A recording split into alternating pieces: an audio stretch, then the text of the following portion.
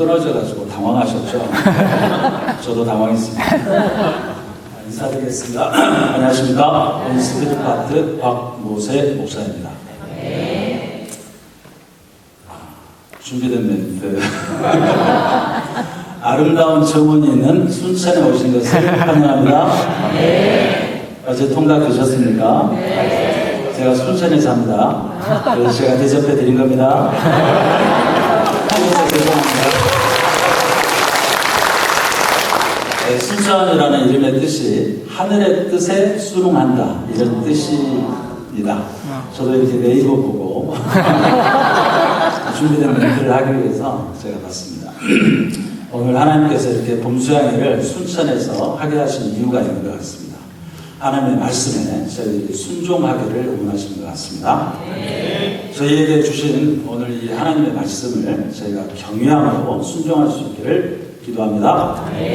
제가 다 같이 요절 말씀 5장 4절 다 같이 함께 읽고 제가 기도하고 시작하겠습니다. 시작. 말씀을 가지시고 시몬에게 이르시되 깊은 가서 그물 내려 고기를 잡아. 아버지 하나님, 부족하고 허물진 자가 주님의 말씀을 들고 나왔습니다. 하나님께서 저의 허물짐을 이렇게 가리시고 오직 하나님께서 하시고자 하시는 그런 말씀만이 온전히 드러날 수 있도록 성령께서 역사해 주시길 기도합니다. 예수님 이름으로 기도하겠습니다. 호숫가에 두 척의 배가 있었습니다. 당연히 고기 잡는 배입니다. 어부들은 그물을 손질하고 있었습니다. 그런 풍경은 어촌에서 자주 볼 수 있습니다. 평화스러운 풍경입니다. 예수님은 모여든 사람들이 잘 보이게 하기 위해서 한 배에 오르셨습니다. 그 장면을 머리에 그려보면 사람들은 앉거나 서서 호수 쪽을 바라봅니다. 예수님은 배에서 그들을 향해서 하나님의 말씀을 전하십니다. 예수님은 말씀을 마치시고 배 주인인 시몬에게 예상치 못한 명령을 하셨습니다. 깊은 데로 가서 그물을 내려 고기를 잡으라. 이미 고기 잡는 시간이 지나서 어부들은 그물을 손질하고 있었습니다. 그런데 다시 깊은 데로 가서 그물을 내리라는 겁니다. 어부들은 뜬금없다고 생각했을 겁니다. 상식적으로 고기잡이에 대해서는 목수이신 예수님보다 어부인 베드로가 더 잘합니다. 밤새 일하고 이제 막 그물 시계를 마쳤는데 또 그물을 내린다는 것은 받아들이기 힘든 쉽지 않은 결정입니다. 오늘 본문은 시몬이 주님의 말씀을 체험하게 된 과정을 보여줍니다. 시몬은 갈릴리 바다에서 장뼈가 굵은 베테랑 어부로서 갈릴리 바다를 뻔히 들여다보는 전문가였습니다. 그러나 그날 그의 경험과 기술은 너무도 무기력했습니다. 밤이 새도록 수고했지만 잡은 것이 없었습니다. 그런데 그가 예수님의 말씀에 의지해서 그물을 내렸을 때 그물이 찢어질 정도로 많은 물고기를 잡았습니다. 이 대목을 본문 6, 7절은 이렇게 기록했습니다. 다 같이 읽어보겠습니다. 시작. 그렇게 고기를 잡은 것이 심히나 그물이 찢어집니다. 이에 다른 배에 있는 동무들에게 솔직하여 와서 도와달라니 그들이 와서 고기에 채우면 잠기게 되더라. 얼마나 많은 고기가 잡혔는지 그물이 찢어질 정도였고 동료의 배까지 잠길 정도였습니다. 이 일을 통해서 시몬은 자신 앞에 계신 예수님은 주위에서 늘 보던 흔한 종교 지도자들과는 다름을 알았습니다. 그분은 시몬이 보지 못하는 바닷 속을 보고 계신 분이었습니다. 그의 경험과 상식 위에 계신 분이었습니다. 어렴풋이나마 그분이 인간 이상의 존재이심을 알게 되었습니다. 그는 예수님 앞에 무릎을 꿇었습니다. 8절을 다 같이 읽겠습니다. 시작. 시몬 베드로가 이를 보고 예수의 무릎 아래로 뛰어 이르되 주여 나를 떠나소서 나는 죄인으로서야 하니. 앞에서는 예수님을 선생님이라고 불렀던 시몬은 고기를 잡은 후에는 주님이라고 불렀습니다. 그가 예수님을 새롭게 바라보게 되었음을 보여주는 중간 증거입니다. 더욱이 중요한 것은 그가 자신을 죄인으로 인식했다는 것입니다. 그는 예수님 앞에 무릎을 꿇고 나는 죄인으로서이다 라고 고백했습니다. 시몬은 예수님께서 인간 이상의 분임을 깨닫게 된 것과 동시에 자신이 죄인임을 깨닫게 되었습니다. 누구나 예수님을 제대로 만나면 자신의 진면목도 발견하게 됩니다. 거룩한 예수님을 만나면 자신 안에 있는 죄악을 깨닫고 엎드리게 됩니다. 완전한 예수님을 만나는 순간 불완전한 자신을 발견하게 됩니다. 시몬은 불가사의할 정도로 많은 물고기를 잡은 사건을 통해 물론 하나님의 은혜였겠지만 놀랍게도 예수님께서 어떤 분인지를 알게 되고 자신이 죄인이라는 사실을 깨닫게 되었습니다. 그에게 이런 깨달음과 인생의 전환을 경험하게 해준 것은 다름 아닌 예수님의 말씀이었고 그 말씀에 대한 순종이었습니다. 시몬이 예수님의 말씀에 의지하여 행동했을 때 밤새도록 아무것도 잡지 못한 인간의 한계가 극복되었습니다. 이렇듯 인간의 경험이 한계를 드러낼 때 믿었던 자기 능력에 대한 교만이 무너질 때 하나님의 말씀은 그 능력을 나타냅니다. 말씀은 우리를 새로운 세계로 인도합니다. 말씀에 순종하는 순간 시몬은 예수의 능력의 세계에 발을 들여놓게 되었습니다. 그가 말씀에 순종하는 순간 예수님 안으로 들어가면서 땅에 발을 붙이고 살던 그가 하나님의 세계에 연결되었습니다. 땅에 속한 사람이 하늘에 속한 사람으로 바뀌는 순간이었습니다. 이처럼 말씀은 우리를 주님의 세계 안으로 인도합니다. 우리가 주님의 세계와 연결되는 방법은 다름 아닌 말씀입니다. 말씀은 주님께서 당신의 비밀을 우리에게 드러내시는 통로입니다. 그러므로 말씀을 알므로써 주님을 알게 됩니다. 주님을 알고 싶은 사람은 말씀을 알려고 힘쓰면 됩니다. 더욱이 말씀은 그 말씀을 믿고 순종하는 이들을 변화시켜 줍니다. 말씀은 좌우의 날선 어떤 곰보다 예리해서 홍과 영과 관절과 벌수를 찔러 쪼갭니다. 말씀은 위선과 기만으로 포장되어 있는 우리의 속 마음을 드러냅니다. 그러므로 말씀 안에서만 사람이 새로워질 수 있습니다. 더구나 말씀은 우리 그리스도인들이 사단을 이기는 가장 강력한 무기입니다. 에베소서 6장 17절은 구원의 도구와 성령의 검, 곧 하나님의 말씀을 가져라고 했습니다. 말씀을 검이라고 표현함으로써 말씀이 무기임을 보여줍니다. 예수님께서 40일 광야에서 금식하신 후 마귀가 예수님을 3차례나 시험하였습니다. 그때 예수님께서는 그 모든 시험을 말씀으로 이기셨습니다. 사람이 떡으로만 살 것이 아니요 하나님의 입으로부터 나오는 모든 말씀으로 살 것이다. 그렇게 하시며 말씀하시며 마귀를 물리치셨습니다. 보이는 것만 믿으세요. 많이 들어보셨습니까? 미래에셋 증권 광고. 세상은 눈에 보이는 돈이 권력이고 무기이며 많은 물질이 편안과 행복을 줄 거라고 주장합니다. 많은 젊은이들이 대박을 걸고 코인에 투자하다 큰 손해를 입었다는 뉴스를 봤습니다. 충분히 가졌음에도 만족하지 않고 더 많은 물질을 벌기 위해 무리하게 주식이나 부동산에 투자해서 오히려 낭패를 본 동료 치과 의사들도 제 주위에 많습니다. 순천에 자라는 후배 의사는 젊은 나이에 많은 돈을 벌어서 부모님 도움도 있었지만 건물을 올리고 활발한 사회활동을 했지만 40대 중반에 췌장암으로 이렇게 죽었습니다. 영적인 세계를 모르는 대다수의 많은 사람들이 세상에서 큰 고기, 많은 고기, 맛있는 고기를 잡기 위해 열심히 그물질하지만 결국은 죽음 앞에 빈 그물이 되고 해밍웨이의 노인과 바다 내용에서처럼 아둥바둥 큰 고기를 낚았다 하더라도 상어에게 느껴 뼈만 남은 앙상한 고기처럼 인생 말년에 약해진 육체와 정신으로 허무함을 느낍니다. 그러면 세상 사람들과 달리 예수님을 영접하고 말씀의 단맛을 체험한 우리가 세상과 구별되지 못하고 무기력한 그리스도인이 된 이유는 무엇 때문입니까? 그것은 영적인 하나님의 말씀을 무겁게 생각하지 않고 우리의 지식과 경험, 눈에 보이는 물질을 더 신뢰하며 살기 때문입니다. 건강, 물질, 자녀들의 장래 등 실제적인 문제 앞에 세상 연매의 가시에 찔려 하나님을 믿는 믿음을 잃어버리기 때문입니다. 저는 지난주 태평양 건너 미국에 가서 딸을 만났습니다. 공항에 마중 나와 안기는 딸을 꼭 안아주고 아주 이뻐하는 딸이니까 아주 기분이 좋았습니다. 엄마 아빠에게 선물로 바람막이 옷도 사주고 다 제 돈입니다. 어쨌든 바다 건너온 피곤이 사라지고 기뻤습니다.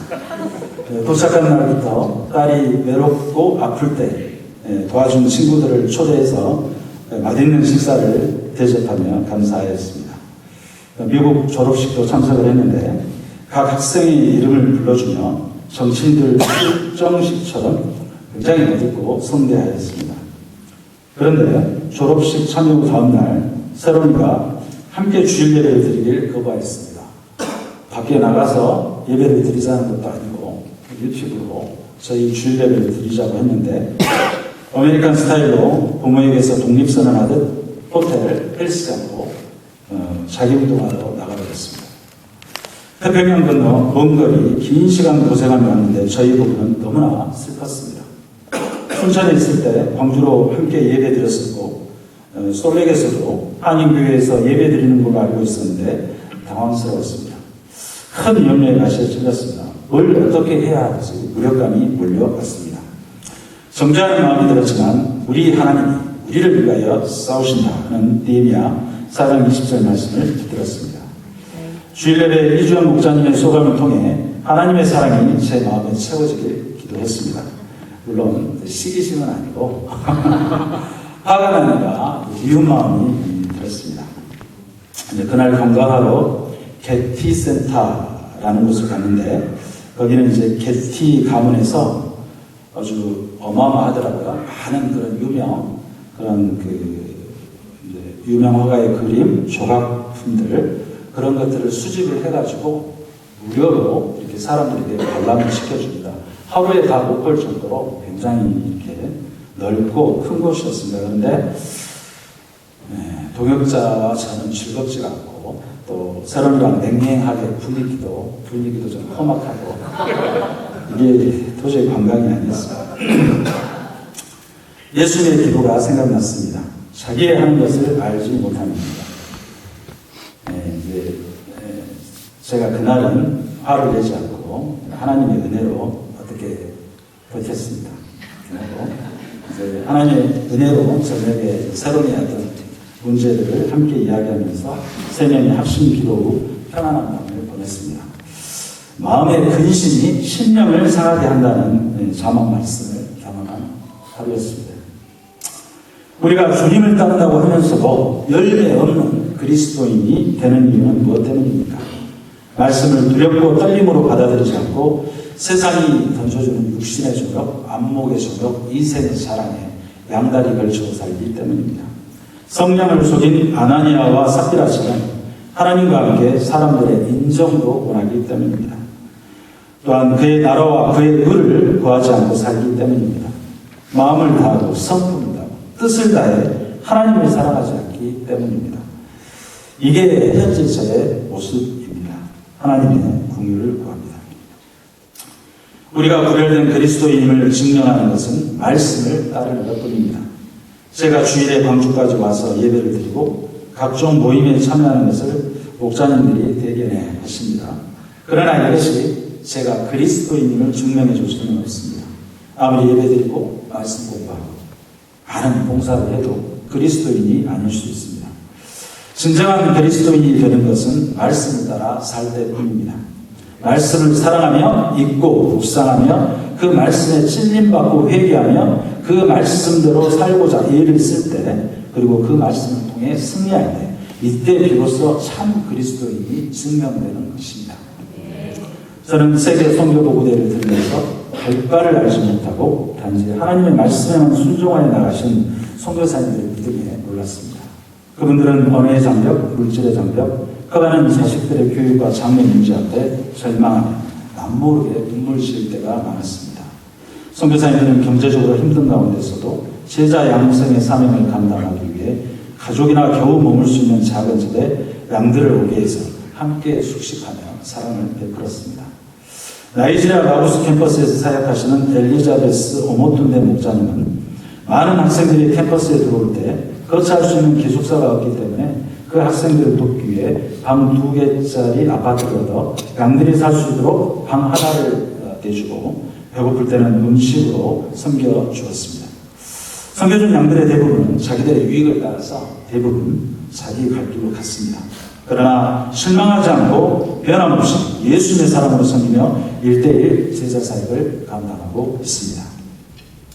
엘자베스 목사님의 모범이 되신 분은 처음 말씀 관계성을 맺은 안나리 선교사님, 그리고 라고스 캠퍼스에게 힘과 위로를 주신 모니카박 선교사님이었습니다. 엘자베스 목사님은 소천하신 모니카박 선교사님을 떠올리며 아프리카 이방 땅에서 대가 없이 희생적으로 섬겨주신 한국인 선교사님의 사랑에 잠시 목이 되었습니다.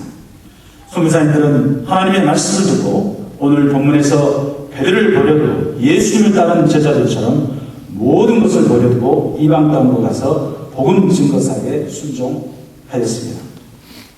한국에서 좋은 직장도 버리고 바울처럼 텐트 메이커가 되어 온갖 꾸준히 일을 하면서 캠퍼스 1:1 제자 양성에 힘썼습니다. 예수님의 사역을 본받아 양들과 함께 동거동락하며 실제적인 예수님의 제자 사랑을 실천하였습니다. 그럴 때 비록 숫자는 적지만 남은 자들은 하나님 마음에 한 자들로서 세상과 구별된 성결한 삶을 살고 있고 땅끝 캠퍼스까지 복음을 전하고자 전심을 다해 자신을 드리고 있습니다. 저는 아버지께서 얼마 전에 대퇴골 파절로 수술 후 병원 회복실에 계실 때 간호하느라 옆에 있으면서 하룻밤을 꼴딱 샜습니다. 옆에 치매기가 있으신 할머니와 아들의 싸움 때문에 시끄러워서 제대로 잘 수가 없었습니다. 그 이후 2주 동안 부정맥이 심하게 왔습니다. 이러다 급사하는 게 아닌가 걱정되었습니다. 전에는 치료가 필요 없는 1도 방실 차단이었는데 그때 당시에도 증상이 놀라서 전대병원 응급실에 동역자랑 갔었습니다. 참 감사하게 식당에서도 오늘 참 긴장되는 오늘 주일 예배 메시지를 감당해야 돼서 좀 그랬었는데 또 오늘 식당에서 하모니 목사님을 봤었거든요. 근데 그 전대병원 응급실에 갔었는데 또 하모니 목사님을 봤습니다. 되게 참 힘든 상황에서 믿음의 동역자를 보니까 위로가 되었습니다. 심전도 결과 2도가 나와서 더 정확한 진단을 위해 3일간 홀터를 부착하였습니다. 주의사항대로 하고 있던 운동들을 모두 중단하고 가만가만 산책 정도만 하였습니다. 생명의 주 되신 예수님을 생각했지만 잠시 후는 몸에서 느껴지는 증상에 의해서 결과가 안 좋게 나오면 하고 싶은 것들도 제대로 못하고 모든 일에 조심조심 도대체 뭔 죄로 살아야 되나 하며 불안했습니다. 당장 하기 싫은 치과 일부터 줄이든지 그만두든지 해야 하나. 이제 그러기에는 새로미는 미국 유학 중이고 준성이는 이제 대학 1학년인데 결혼도 실패하고 2년 동안 까먹고 살기에는 창창한 나이이고 긴 세월이었습니다. 별의별 인간적인 생각을 다 했습니다. 하나님은 어렸을 때부터 불안 강박증으로 마음의 병을 앓게 하시다가 좀 컨트롤 되나 싶으니 육신의 질병을 주시는가. 하나님 마음대로만 하나님의 선하신 주권이 의심되었습니다. 저는 하나님께서 일과 환경을 통해 놀라운 기쁨을 주실 때 감사하기보다도 잠시 기뻐하다가도 하나님이 뭐 다른 힘든 사건을 또 주시겠지 항상 좋겠어. 내 죄성들이 다루시려면 다른 고통스러운 걸 하게 하시겠지. 항상 이렇게 굉장히 좀 부정적으로 이렇게 현재의 기쁨을 소중히 이렇게 누리고 하는 것보다도 참 나름 합리적인 생각이라고 생각을 하면서 하나님의 사랑을 이렇게 비틀고 그렇습니다. 이렇게 하나님의 선한 성격을 습관적으로 이렇게 왜곡하기를 잘합니다. 이번 부정맥으로 저의 마음속에 숨겨져 있던 죄의 문제가 드러났습니다. 하나님의 절대 주권에 대한 적대감이었습니다. 제 마음의 증상이 이해가 안 됐었고 완벽하게 해결이 안 되기 때문에 숨겨져 있었던 반발심이었습니다. 그러나 절대자 앞에 노골적으로 드러내기에는 벌받을까 두려운 마음이 있었습니다. 내색은 못했고 그때마다 억지로 회개하려고 노력을 하죠. 합당한 말씀은 로마서 10장 3절에 이런 말씀이 있습니다. 마땅하게 생각하려 그 이상의 생각을 품지 말고 믿음의 분량대로 지혜롭게 생각하라. 그런 말씀들을 붙들고 억누르려고 애를 씁니다. 그게 터졌습니다. 실제적인 죽음이 눈앞에 보이니 기도하는 중에 이판사판 용기가 났습니다. 하나님께 들고 나갔습니다. 결국 자기 마음대로 하는 하나님이라고 말을 했습니다. 그러나 하나님은 별 반응이 없으셨습니다. 제 속마음을 표현했습니다. 이 죄 문제가 해결됐는지는 잘 모르겠지만 하나님을 향한 원망하는 마음이 많이 누그러졌습니다. 저는 지금처럼 이렇게 살다가 죽고 싶지는 않습니다. 특히 너무 일에 치여서 세상 사람들 보기에 돈만 벌다가 갑작스럽게 죽어버렸네 하면 하나님께 영광이 안 되고 가족들에게나 개인적으로도 불명예일 것 같습니다. 동역자에게 죽더라도 기도하다 죽든지 예배드리다 죽으면 여기까지 인도하신 에베네셀 하나님 이름에 어울리는 고상한 죽음일 것 같다고 하며 같이 웃었습니다. 이러저러 염려하는 중에 결과가 나왔습니다. 다행히 아직까지는 1도 방식 차단이고 피곤하지 않게 생활하는 정도에 공부했습니다. 심장과 관련은 없지만 올해 진단받은 혈압약으로 먹기로 하였습니다. 잠시 지난 제 내면에 큰 폭풍이 지나갔습니다. 마음 깊은 곳이 뒤집어지며 앞으로 이제부터는 바다 깊은 곳에 가고 싶은 마음, 가야 한다 하는 그런 마음이 생겼습니다. 하나님의 인도하심을 구합니다. 본문으로 돌아가겠습니다. 그렇다면 피곤해지는 시몬이 어떻게 깊은 데로 가서 그물을 내려 고기를 잡으라는 이 예수님의 말씀에 순종할 마음이 생겼을까요? 그 비결은 말씀을 듣는 데 있었습니다. 예수님께서 배를 빌려다가 부탁하셨을 때 비록 피곤했지만 한 동네에 사는 선생님인데다가 장모님 멜병도 치료해 주셨고 동생 안드레를 통해 인사까지 나눈 터에게 인정사는 거절할 수 없었습니다.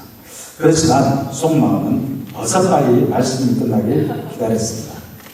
시몬은 예수님 옆에서 배를 고정시키고 잠시 피곤한 눈을 감았습니다. 그러나 귀는 예수님의 말씀을 향했습니다. 예수님의 말씀은 그 당시 종교 지도자들과는 달랐습니다. 본의가 있었습니다. 수많은 무리들도 쥐죽은 듯 말씀에 집중하였습니다. 시몬 베드로는 말씀 안에서 피로가 사라지기 시작했습니다. 피로로 감았었던 눈을 떴습니다. 눈을 뜨십시오. 예수님의 말씀 안에는 새로운 세계가 있었습니다. 예수님의 말씀은 그의 마음을 갈아엎었습니다. 그 결과 깊은 데로 가서 그물을 내려 고기를 잡으라는 명령의 말씀은 더 이상 갈릴리 베테랑 어부인 시몬 베드로의 자존심을 상하게 만드는 명령이 아니었습니다. 순종하지 않으면 안 되는 하나님의 말씀으로 다가왔습니다. 다른 배에 있던 동무들조차도 하나님의 말씀의 권위에 압도되어 함께 깊은 데로 나아갔습니다. 이것이 하나님의 말씀의 진리입니다. 처음엔 이해하지 못해도 듣고 또 듣고 읽고 또 읽으면 점점 알게 됩니다. 점점 닫혔던 마음이 열립니다. 그 받은 말씀을 달게 되기 시작합니다. 도저히 따르기 힘든 말씀에도 순종하게 됩니다. 그래야 말씀의 사람이 되고 많은 사람들을 영적인 구원의 세계로 들어오게 합니다. 시몬 베드로가 그랬습니다. 베드로가 설교하자 한 번에 3,000명이 되게 하는 부흥의 역사가 일어났습니다. 말씀을 의자에 믿음으로 명령할 때 성전 앞에서 구걸하던 안전배가 일어나고 있고 요바에서 병들어 죽은 다비다가 살아났습니다. 이렇듯 부흥은 말씀을 통한 성령의 역사로 일어납니다. 말씀을 지식적으로 이해하는 선에서 끝내면 안 되고 말씀이 내 안에 역사하시도록 조용한 곳을 찾아 깊이 기도해야 합니다. 묵상하는 마음으로 소감을 써야 합니다. 주일예배 후에 소감을 쓰셔야 합니다.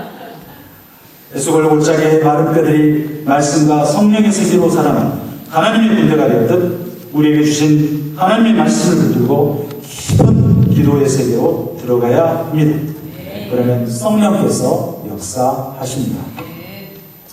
저는 하늘리아 목사님이나 안베드로 목사님들처럼 성경 말씀을 통으로 외우는 건 존경스럽지만 부담스럽습니다. 그래서 매일 한 말씀씩 일일 성경 말씀 웹에 올라오는 구절을 외우고 있습니다. 때로는 두세 절이 합해진 긴 구절도 있고 자만의 한 구절처럼 짧은 말씀도 있습니다. 짧으면 마음이 편하고 횡재에 담기고 어쨌든 아침부터 잠잘 때까지 이 말씀만 주구장창 오물오물 외웁니다. 잡생각이 많았는데 외우느라 헛생각이 줄어들었습니다. 잠시 이래 저래 멍하다가 말씀을 생각하면 단어들이 헷갈려서 다시 보고 외우려 합니다. 그리그리 어찌어찌 하다 보면 어느 순간 말씀이 마음에 펑 꽂히며 찡할 때가 있습니다. 다음 날은 어떤 말씀일까 기대되고 말씀이 생활에서 어떻게 적용될까 궁금해지고 외우기 편하게 짧았으면 하는 바람도 있습니다만 분명하게 경험하는 것은 하나님의 말씀은 정결한 마음을 갖게 하고 경건의 길을 이끈다는 것입니다. 일상에서 탐심, 음란, 미움, 절망 등의 세력을 분별하고 죄와 싸울 힘이 생깁니다. 나와 다른 사람에게 온유함과 이해심으로 대할 힘이 생깁니다. 저는 작년 6월부터 지금까지 온라인이지만 공주대 김성인 학생과 매주 1:1 말씀 공부를 하고 있습니다. 성인 학생과 1:1을 위해 기도하며 주일 메시지를 반복적으로 더 읽고 듣습니다. 그렇게 해야 합니다. 부족합니까? 1:1 성경 공부가 성인 학생을 살리는 것 같지만 오히려 저를 영적으로 깨어있게 하고 살립니다. 성인 학생은 저의 권면에 순종해서 한 달 전부터 주말 알바를 옮기고 주일 예배를 드리고 있습니다. 하나님께 감사합니다. 신실하신 사모님들과 함께 있는 말씀으로 요의 성경 읽기 중모임은 아는 말씀을 반복해서 읽는 거지만 함께 리딩하다 보면 완전히 새로운 느낌이고 전혀 다른 부분에서 말씀의 은혜를 받습니다. 말씀 읽기 후 기도 제목을 나누고 기도의 영이 충만한 사모님들께서 대표 기도를 합니다. 기도를 듣고 있으면 강한 중보 기도의 힘을 느끼며 은혜를 받습니다. 이번에 이름도 생소한 미국 솔렉에서 딸을 만난 후 말씀 암송의 힘을 느꼈습니다. 다 큰 성이 된 딸과 이것저것 따지며 매번 육신의 싸움을 할 수는 없었습니다. 어저께 우리 윤효수아 목사님도 참 힘들어했는데 참 그렇습니다. 말씀을 다니며 오직 기도하는 방법밖에는 없었습니다. 시차 때문이었는지 화가 나서 그랬는지 누우면 잠이 오지 않았습니다. 미리 외웠던 수양의 본문 말씀을 눈 감고 묵상했습니다. 화가 풀렸는지 피곤했는지는 알 수 없지만 어느새 잠이 들었습니다. 제가 경건에 이르게 힘쓰라 이 말씀에 계속적으로 순종하기를 기도합니다. 시몬은 나중에 사람 낳는 어부가 되게 하시겠다는 말씀에도 순종합니다. 10절을 보십시오. 다 같이 읽어보겠습니다. 시작.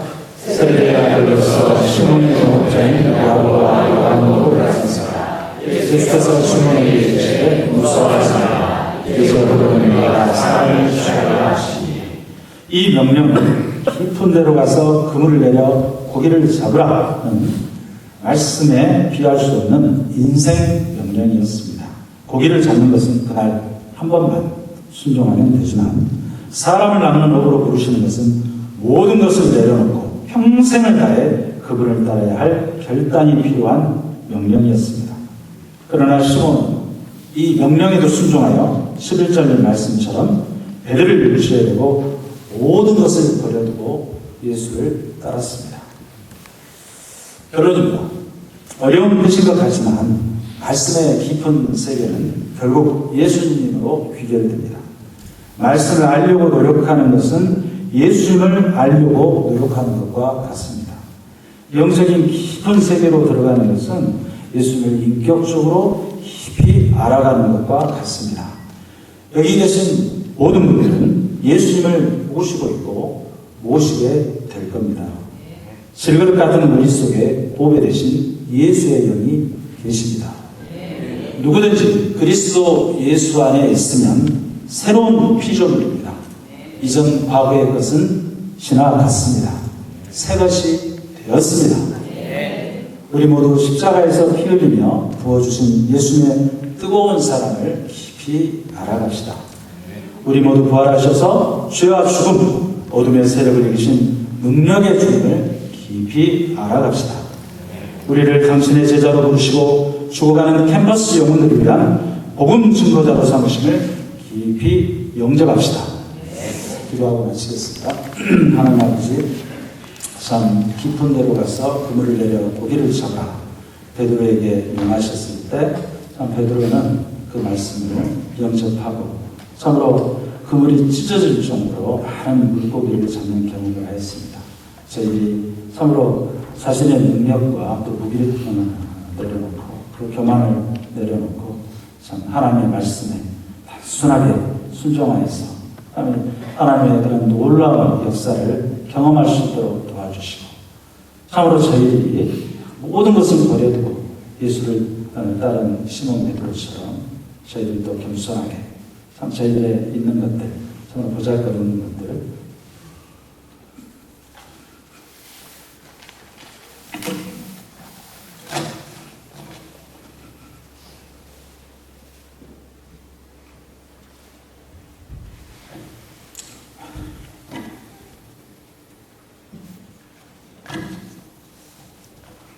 내려놓고